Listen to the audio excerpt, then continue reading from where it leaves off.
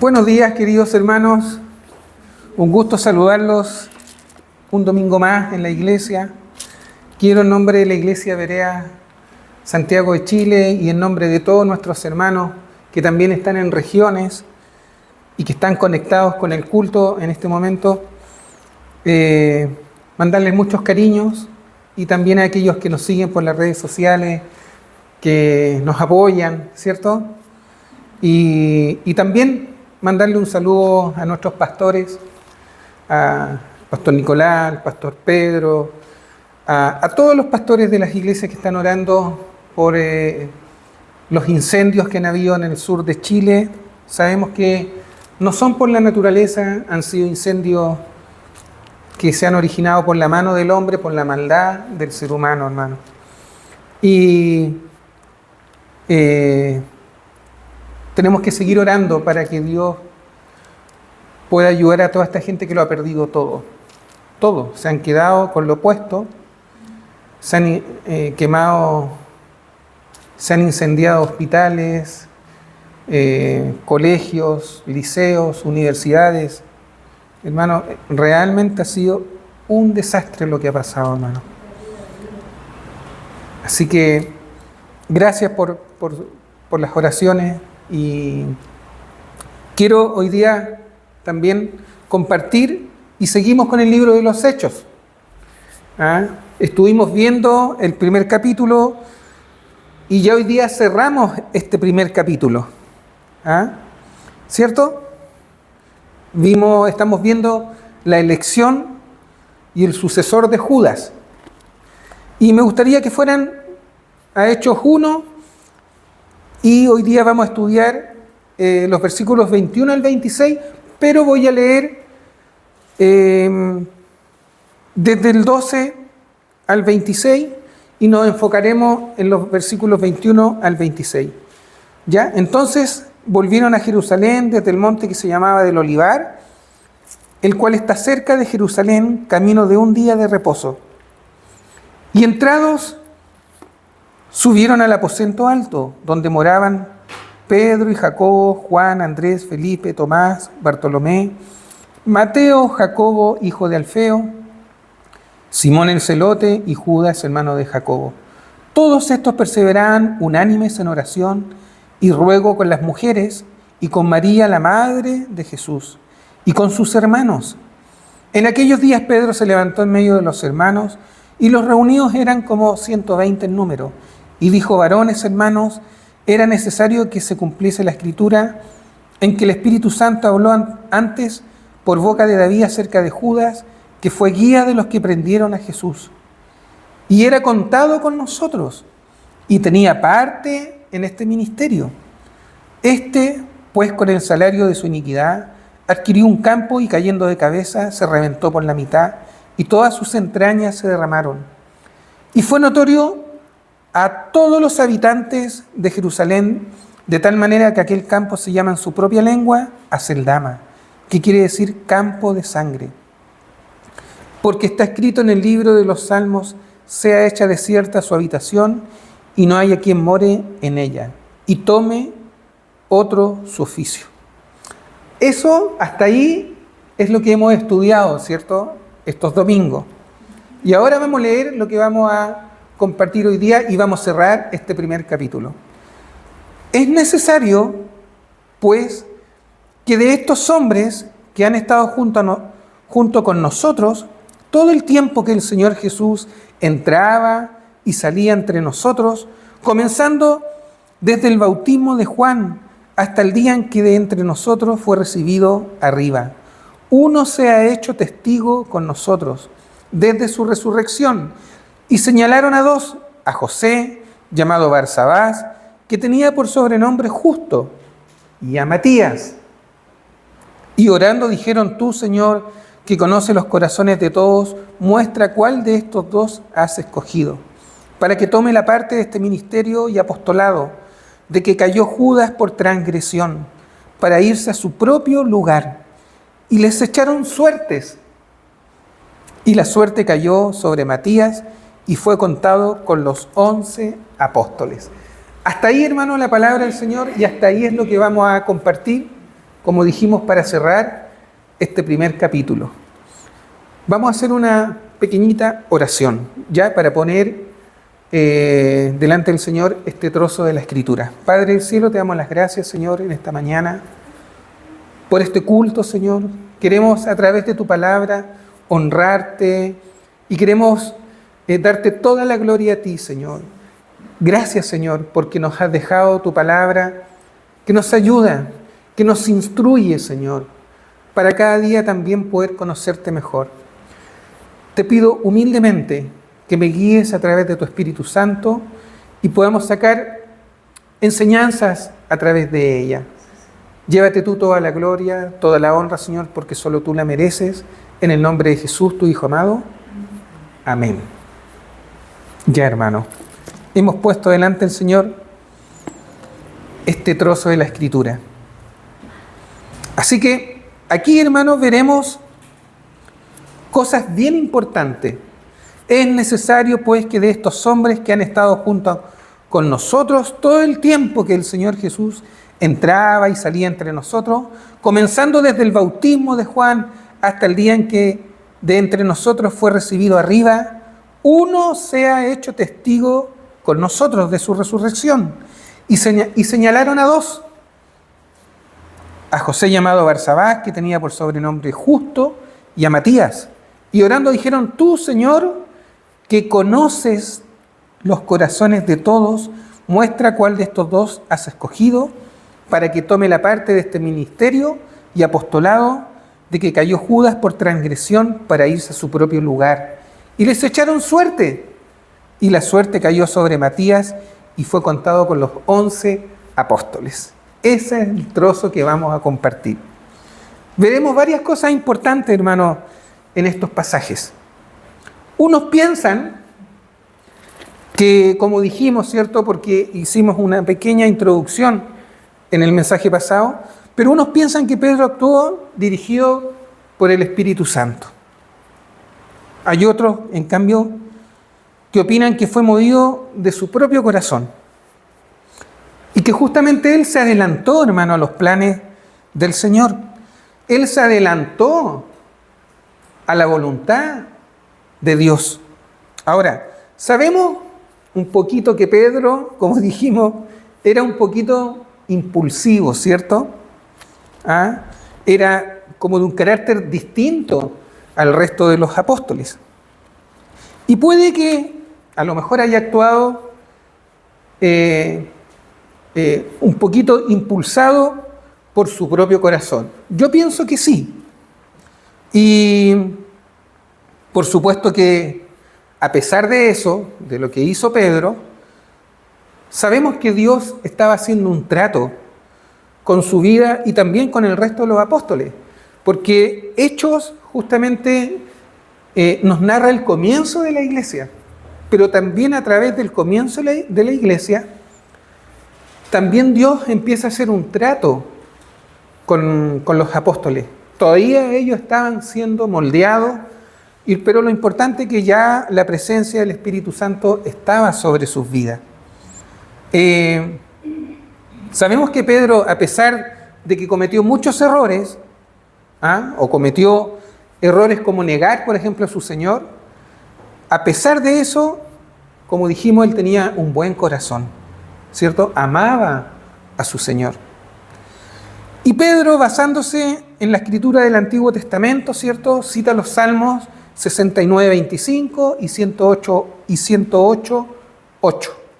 Y por supuesto de ahí se toma e interpreta que otro debía ocupar el lugar dejado por Judas. Judas Iscariote, porque habían varios Judas en la Biblia. No, este era Judas Iscariote, quien traicionó y terminó suicidándose, como lo vimos en el mensaje pasado. Escogen a dos: a José, llamado Barsabás, que tenía por sobrenombre Justo, y a Matías, y los echan a la suerte, hermano. Y yo quiero sacar enseñanza de esto, porque la suerte, el tema de la suerte, y lo vamos a ver más adelante en este mensaje, era una práctica como habitual que se hacía en Israel y en el tiempo antiguo. Y los echan a la suerte a estos dos discípulos, ¿cierto? A estos dos creyentes que estaban ahí. La pregunta era si era correcto lo que habían hecho, si era necesario hacer eso, o fue la forma correcta que ellos hayan hecho esto de echarlos a la suerte. Otra pregunta era el tiempo de Dios? ¿Cierto? Como dijimos, Pedro se adelantó un paso antes que Cristo. Porque la verdad que quien debió haber tomado esta decisión no era Pedro, sino era el Señor. Ahora, ¿quién era más sabio para tomar esta decisión? ¿Pedro o Cristo? Por supuesto que obvio que era Cristo, ¿cierto? ¿Y saben por qué? Porque es el Señor quien conoce los corazones de todas las personas, hermano. Y Él también conoce las intenciones que hay en nuestro corazón. Por lo tanto, hermano, como Dios nos conoce a todos, nadie puede engañar al Señor. Nadie. Tal vez en un principio tú puedes engañar a alguien, pero tarde o temprano las cosas siempre, hermano, salen a la luz. ¿Ah? ¿Por qué? Porque Dios nos conoce. Dios conoce, hermano, a todos los seres humanos, hasta el ser humano que tú piensas que es el más insignificante. Bueno, Dios también lo conoce. Por lo tanto, nadie puede engañar al Señor ni adelantarse a los pasos de Cristo, ni adelantarse tampoco en el pensamiento de Cristo o en el pensamiento de Dios, ¿cierto? Bueno, Pedro en este caso lo hizo, ¿cierto? Y fue la verdad un error de su propia voluntad. ¿Ah? Quiero creer que lo hizo, por supuesto, no porque era una persona mala, sino que tal vez a lo mejor su mismo carácter, ¿ah? Como era un poco impulsivo, era un poco, como dijimos, era flemático, ¿ah? Puede que haya a lo mejor se haya adelantado a lo que el Señor, a los planes que tenía realmente Cristo en el reemplazo de este apóstol. ¿Tenía a Pedro el Espíritu Santo? Sí, tenía el Espíritu Santo, hermano. Pero aún debía ser corregido en muchas cosas, ¿cierto? Y todos, estamos todos en ese proceso. ¿Ah? Así que, personalmente, creo y pienso que Pedro se equivocó y se adelantó a Cristo. Y por supuesto, yo creo que a lo mejor lo hizo porque ya habían este tipo de práctica ahí y él de alguna forma todavía arrastraba ciertas prácticas que hacían sobre echar suerte, sobre los objetos, sobre la misma vida, sobre muchas cosas. Ya el pueblo hacía estas cosas y lo veremos. Ahora, si Él conoce todo de nosotros, ¿cierto? ¿Podríamos decir que también Él conoce nuestros aciertos y nuestros errores? Sí, ¿cierto? ¿Ah? Dios conoce aún nuestras limitaciones, nuestros errores. Así que a veces, hermanos, meteremos la pata, como la metió aquí Pedro. Y bueno, Pedro y los apóstoles, porque estaban todos ahí. Pero la verdad que a veces meteremos la pata, cometeremos errores, y por supuesto que ahí estará la palabra de Dios, el Señor, para corregirnos y moldearnos, ¿cierto? Porque el fin es llegar a ser conforme al corazón de Cristo. Ahora, usted dirá, o muchos, cuando escuchen este mensaje, dirán, es una herejía lo que está diciendo el hermano Rodrigo. Es una herejía porque está contradiciendo nada menos que al apóstol Pedro, nada menos que a la palabra de Dios que está escrita. Pedro era un hombre de Dios y estuvo con el mismo Señor y era inspirado por el Espíritu Santo. Hermano, eso es verdad y no se puede negar, ¿cierto? Pero hay gente que no comprenden que aún los hombres de Dios cometían errores, como los cometemos nosotros, y justamente en ese periodo, cuando empieza la iglesia tuvo que ir adaptándose, tuvo que ir moldeándose. Y por eso que pasaron estas situaciones. Ahora,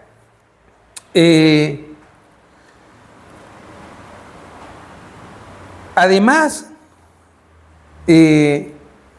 podrían decirme, usted no puede contradecir la Escritura.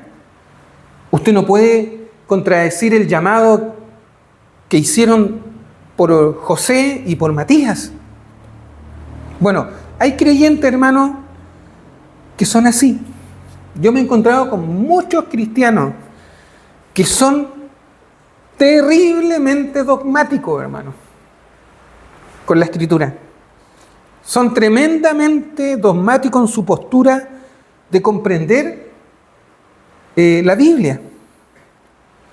Por supuesto que también hay otros que son sumamente cerrados en sus posiciones teológicas. Y cuando uno es así, hermano, cuando hay cristianos que son demasiado dogmáticos y cerrados, tarde o temprano, hermano, hay problemas. Porque empiezan, como son tan dogmáticos y cerrados, empiezan a tener posturas rígidas y empiezan a hablar cosas que realmente se salen de la verdad de la Escritura.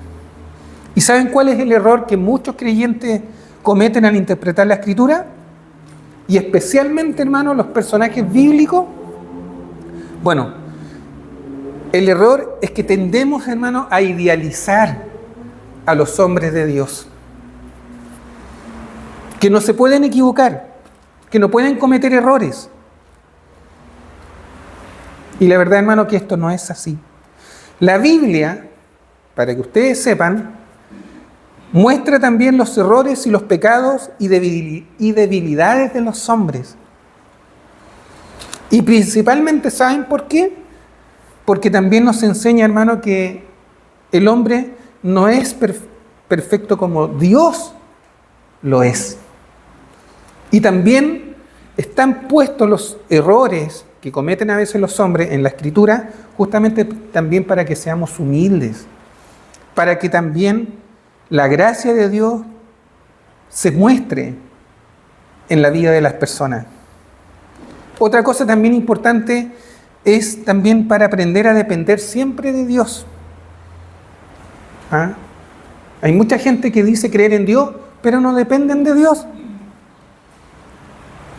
Y la Escritura dice que uno debe aprender a depender de Dios, a tener también necesidad de ir a pedir perdón a Dios. Y muchas veces, pucha, que cuesta esto, hermano. Lejos de ocultar fallos, la Escritura expone vidas reales, hermano, con problemas, como todo el mundo. Y para demostrar que incluso Pedro, que era un apóstol, y grandes hombres de Dios, por ejemplo, como David, necesitaron depender de la dirección de Dios y necesitaron también ir a la presencia de Dios y apelar a la misericordia y al perdón de Dios. ¿Ah? Por eso que en el fondo los errores, las caídas, hermano, nos sirven como lecciones de aprendizaje. El problema es que hay muchos que no aprenden, por hermano. Y siguen actuando de la misma manera y no cambian. Muchas veces cometeremos errores, tendremos caídas, pero eso nos servirá, hermano, como lección de aprendizaje para nuestra vida. Así que los errores en la Escritura quedaron registrados, hermano, para advertencia, para evitar cometer los mismos errores y aprender a corregirnos rápidamente. Y a través de esta enseñanza mostrar también que Dios utiliza a personas imperfectas muchas veces, pero personas que se arrepienten, hermano. Pedro, como dijimos, lo negó 3 veces, lo defraudó al Señor en su momento. Pero ¿qué hizo él? ¿Apeló a qué? A la misericordia de Dios, al perdón de Dios. Así que a Pedro aprendió de los errores y se arrepintió. Hermano, porque la verdad que la base del crecimiento espiritual, hermano, no es que tú te llenes de Biblia, que no es malo, pero no es que tú adquieras conocimiento por todos lados. La base del crecimiento espiritual también, hermano, es poder apelar a la misericordia de Dios, a la gracia de Dios. Y la verdad es que Pedro fue movido más por su propio corazón que por el Señor o por el Espíritu Santo. Y no con esto estoy diciendo que Pedro no tenía el Espíritu Santo, pero sí Pedro se adelantó a Cristo. Y prueba de ello es que Cristo más adelante llama ¿a quién? A Saulo de Tarso, quien realmente se convertiría en el apóstol Pablo. Él era el llamado a ser el sustituto y a cubrir la vacante que dejó Judas. Así que ese era el plan que Dios tenía para sustituir a Judas. Y ese era, hermano, el complemento perfecto que tenía el Señor para los 12 apóstoles. Ahora, ¿quiere decir con esto que José, ¿cierto?, llamado Barsabás el justo, y Matías fueran malos discípulos? No, no eran malos discípulos. Miren, no hemos oído de estos nombres antes de ahora, y no oiremos más de ellos en la Escritura. Pero según estudios por ahí, ¿cierto?, se dice que Matías trabajó de misionero en Etiopía, y dice que fue un obrero diligente, y dicen también que murió martirizado en Etiopía por causa del Evangelio. Se dice también de José que también fue un discípulo, un obrero diligente, y que en algún momento le hicieron tomar veneno para que negara su fe, y dice que él tomó veneno y no le pasó nada. Bueno, son cosas que están ahí, escritas, tal vez no registradas en la Biblia, pero se dice que fueron buenos hermanos. Por lo tanto, no eran malos candidatos para suceder a Judas. Pero la verdad que la voluntad de Dios era el apóstol Pablo en reemplazo de Judas. Ahora, no podemos ir más allá, hermano, de lo que está escrito, ¿cierto? Eso nos ha enseñado el pastor Nicolás, que si vamos más allá, nos subimos al caballo de la imaginación, hermano, y empezamos a hablar cosas que no están escritas. Pero la verdad es que si Matías y José fueron candidatos a suceder a Judas, quiere decir que no eran malos hermanos. Pero no debemos pensar también más allá de lo que está escrito, ¿cierto?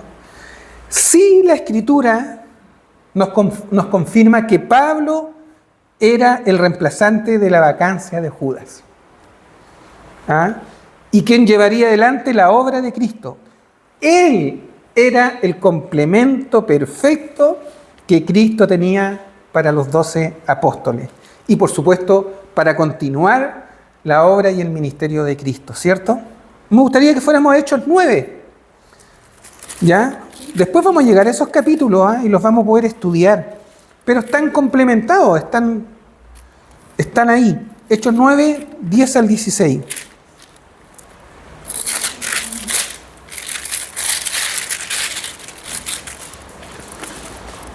Aquí explica la conversión de Pablo, ¿cierto? Había entonces en Damasco un discípulo llamado Ananías, a quien el Señor dijo en visión: Ananías. Y él respondió: heme aquí, Señor. Y el Señor le dijo: levántate y ve a la calle que se llama Derecha y busca en casa de Judas a uno llamado Saulo de Tarso, porque aquí él ora. Y ha visto en visión a un varón llamado Ananías que entra y le pone las manos encima para que recobre la vista. Entonces Ananías respondió: Señor, he oído mucho acerca de este hombre, cuántos males ha hecho a tus santos en Jerusalén. Y aún tiene autoridad de los principales sacerdotes para prender a todos los que invocan tu nombre. El Señor le dijo: ve, porque instrumento escogido me es este, para llevar mi nombre en presencia de los gentiles y de reyes y de los hijos de Israel. Porque yo le mostraré cuánto le es necesario padecer por mi nombre. Ahí vemos que Pablo era la vacante de Judas. Más adelante también dice en Romanos 1:1: Pablo, siervo de Jesucristo, llamado a ser apóstol, apartado para el Evangelio. Él fue el apóstol llamado por Cristo, hermano, apartado por el mismo Señor. Y esto usted lo puede encontrar en 1 Corintios 15, 8 y 9. ¿Cierto? Ahí resalta su condición como el último apóstol. ¿Ya? Y ahí un poco él habla que él era indigno, ¿cierto?, de haber sido llamado al apostolado, porque él persiguió a la iglesia, ¿cierto? Y se llamó, él mismo se puso abortivo, hermano. ¿Ah? Así que, por supuesto, su llamado al apostolado fue posterior al llamado de los apóstoles y muy diferente al de los 12 originalmente, ¿cierto? Todos sabemos cómo él fue llamado, ¿cierto? Cuando iba camino a Damasco, se le aparece el Señor. Así que otra cosa importante es que no hay ningún pasaje que indique que la iglesia hiciera esfuerzo para sustituir a los apóstoles. A medida que los apóstoles fueron muriendo, ¿cierto?, la mayoría todos asesinados, no fueron levantando más apóstoles, porque ellos eran los 12 y no había más. Así que es interesante también notar los requisitos que se exige para acceder al apostolado. Y esto sí que es importante, hermano. Primero, haber estado con los otros apóstoles y haber estado desde el bautismo de Juan hasta la ascensión de Jesús. Otra cosa importante, haber sido testigo de la resurrección de Cristo y haber sido llamado por Cristo mismo.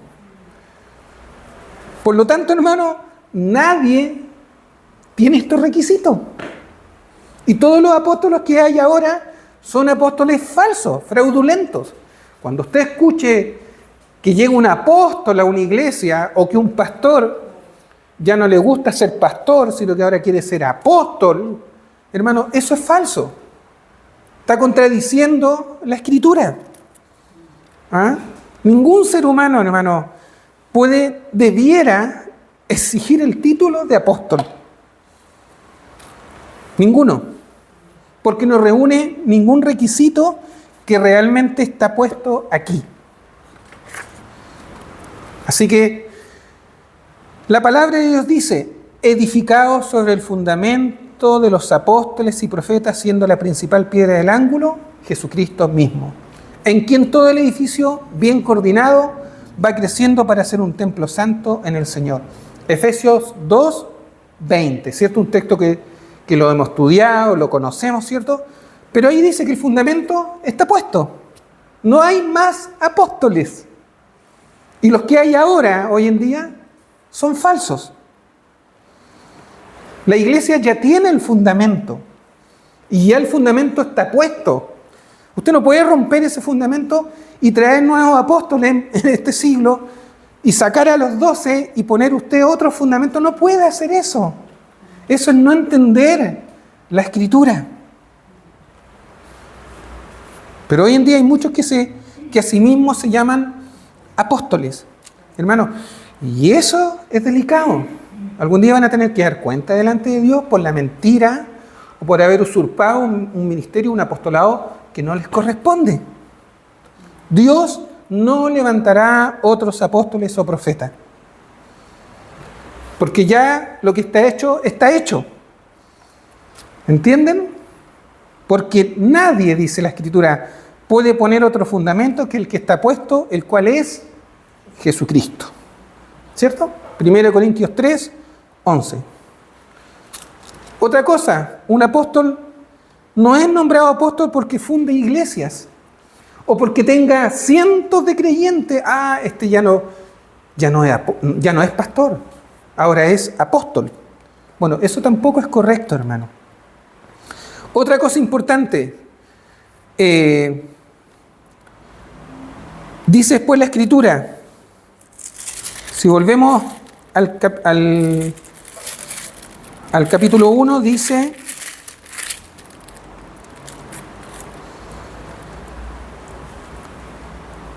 y le echaron suerte, y la suerte cayó sobre Matías, y fue contado con los 11 apóstoles. Aquí, hermano, hubo un error que cometieron los apóstoles, Pedro y todos, ¿ya? El método de echar suerte, hermano, se utilizaba para adoptar decisiones en ciertos casos que no estaban claros en la palabra de Dios.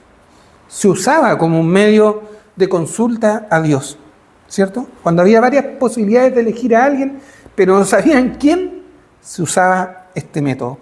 Y lo habla, Proverbios 16:33 dice: la suerte se echa en el regazo, más de Jehová es la decisión de ella. Proverbios 18:18, la suerte pone fin a los pleitos y decide entre los poderosos.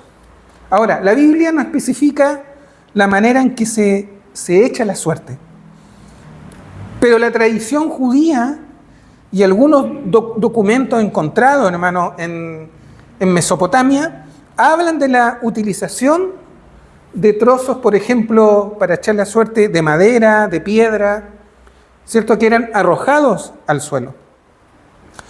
Por ejemplo, en el Salmo 16:6 dice: las cuerdas me cayeron en lugares deleitosos y es hermosa la heredad que me ha tocado. Isaías 34:17 dice: y él les echó suertes y su mano les repartió con cordel. Para siempre la tendrán por heredad, de generación en generación morarán allí. El uso de la suerte, hermano, en la elección de los machos cabríos para el sacrificio. Y echarán suerte a Aarón sobre los 2 machos cabríos, una suerte por Jehová y otra suerte por Azazel. Levítico 16:18. También se usó para el reparto de las tierras prometidas. Josué 18:6. Vosotros pues delinearéis la tierra en 7 partes y me traeréis la descripción aquí, y yo os echaré suertes aquí delante de Jehová nuestro Dios. También para determinar al culpable de alguna transgresión. Jonás 1:7. Y dijeron cada uno a su compañero: venir y echemos suerte para que sepamos por causa de quién nos ha venido este mal. Y echaron suerte y la suerte cayó sobre Jonás. ¿Se acuerdan cuando iban en el barco? Y estaban todos ahí por culpa de Jonás y tuvieron que echar suerte. ¿Y en quién cayó? En Jonás, hermano. Y ahí lo tiraron y ahí se pudieron salvar, hermano. También se ve la suerte, y ya con esto estamos terminando, en el Nuevo Testamento. En Lucas 1:8-9, aconteció que ejerciendo Zacarías el sacerdocio delante de Dios, según el orden de su clase, conforme a la costumbre del sacerdocio, le tocó en suerte ofrecer el incienso entrando en el santuario del Señor. ¿Se dan cuenta? También lo vemos en los soldados que crucificaron al Señor. ¿Qué hicieron? Echaron suerte, dice, para repartir sus vestidos. Mateo 27:35. ¿Cierto? Para que también ustedes lo lean ahí. Ahora, ¿quiere decir con esto que el cristiano depende de la suerte o debe echar suerte? No, y no, y no, hermano. Está prohibido por el Señor, hermano. Es abominación al Señor hacer esas cosas. La vida cristiana, hermano, no tiene nada que ver con los juegos de azar, ni con la suerte, ni con la diosa Fortuna, ¿cierto? Que venía esto de la mitología romana, ni tampoco con los juegos de ruleta, ni nada de eso, hermano. ¿Ah? Si usted hace eso, está pecando delante de Dios y no es correcto. Así que la confianza debe estar puesta en Dios, hermano. Nuestra providencia debe ser Dios. Como cristianos debemos creer en la voluntad de Dios.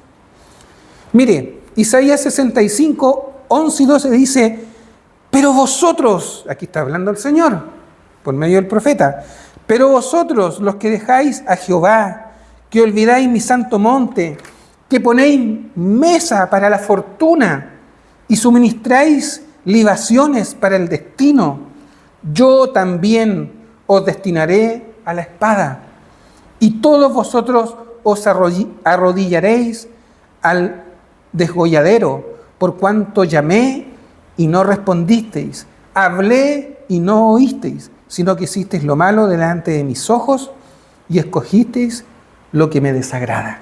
Hermano, echar suerte, hacer todas esas cosas, buscar suerte en los juegos de azar, en todas esas cosas, hermano, eso está prohibido por Dios. Y eso desagrada el corazón de Dios. Para que ustedes sepan, hermano. Así que, ¿fue un error de los apóstoles? Sí, hermano, fue un error de los apóstoles.